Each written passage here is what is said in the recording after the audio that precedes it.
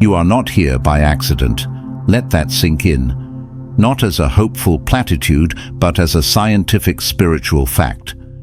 The fact that these words are meeting your awareness at this exact breath, this precise pulse, isn't random. It isn't algorithmic luck.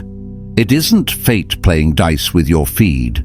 You were called, not by my voice, not by some distant deity, but by a frequency, one that's been humming in your cells since before you took your first breath. A resonance imprinted in your nervous system long before you learned to shape it into words, long before you learned to shrink yourself to fit a world that rewards conformity over coherence. That subtle vibration beneath your ribs, that quiet certainty, not loud, not dramatic, but steady, that something more is unfolding. That's not your imagination. That's your soul recognizing its own reflection in the mirror of the quantum field. Welcome, truly, deeply welcome to Group 11. If that phrase just sent a ripple through your chest, trust it. This isn't suggestion, it's recognition. Your biology has already confirmed what your spirit suspected. You belong here. The quantum field doesn't deal in accidents. Your body sensed this signal before your conscious mind clicked play. That's not coincidence. It's resonant alignment. Group 11 isn't a label you adopt. It's not a club you apply to. It's not a personality type or a marketing niche. It's a homecoming, a sacred acknowledgement that you've always operated on this wavelength, even when you called your depth too much. Even when you apologized for seeing the unspoken grief in a room full of laughter, even when you mistook your multidimensional awareness for a flaw in a world insisting reality is flat. You've walked a path with no map, not because you were lost, but because you were the cartographer. You've felt the hidden currents beneath polite conversation, the silent agreements, the unvoiced wounds, the collective pretending. You've watched people chase milestones that left their souls hollow, and wondered why no one else seemed to notice the hollowness echoing in their eyes. And so, you learned to translate. You carved your infinite shimmering truth into safe, digestible sentences, knowing with every word that something sacred was lost in the translation. That loneliness you carried, it wasn't isolation, it was your frequency refusing to compress itself into a 2D reality while your soul was built for infinite dimensions. Here's the truth that rewrites your entire story. Your detours weren't failures, they were curriculum. Every time you turned down a path that made no sense to anyone, not even you, the universe wasn't punishing you, it was stripping away. Borrowed maps so you'd be forced to develop your own inner GPS. One calibrated not by trends, not by expectations, but by the steady, quiet pulse of your own inner knowing. Every season of silence, not abandonment, gestation. Seeds don't sprout in the spotlight. They transform in the dark, in the quiet, unseen spaces where roots learn to hold the weight of what will one day bloom above ground.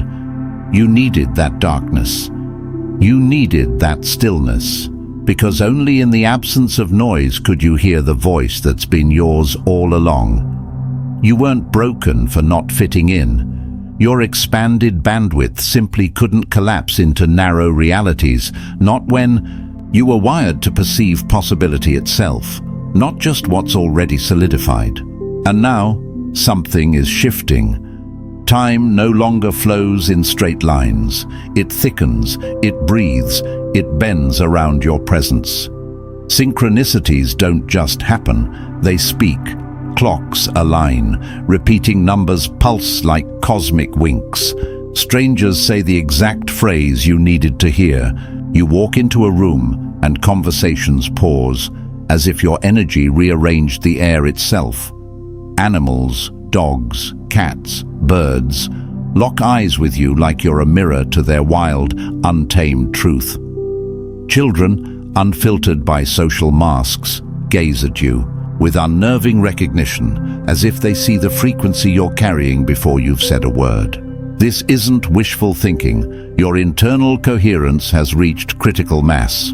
And reality, ever the faithful mirror, is now reflecting that coherence back to you in undeniable, tangible form. You've already survived the Great Dissolution, that moment, maybe last year, maybe a decade ago, when your entire identity unraveled overnight.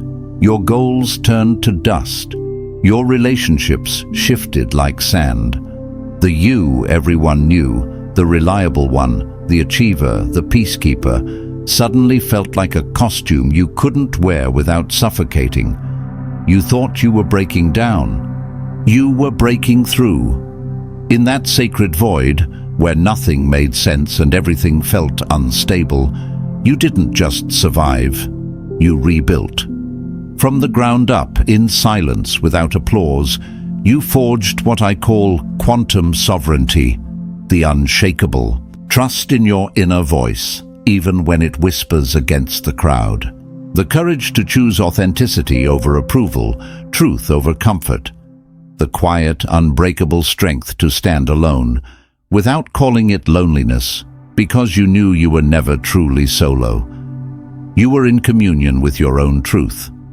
And now, manifestation isn't about scripting outcomes or begging the universe for scraps. It's about becoming such a clear, coherent signal that reality naturally organizes itself around you. Doors don't open because you knocked louder. They unlock because your frequency finally matches the resonance of the lock.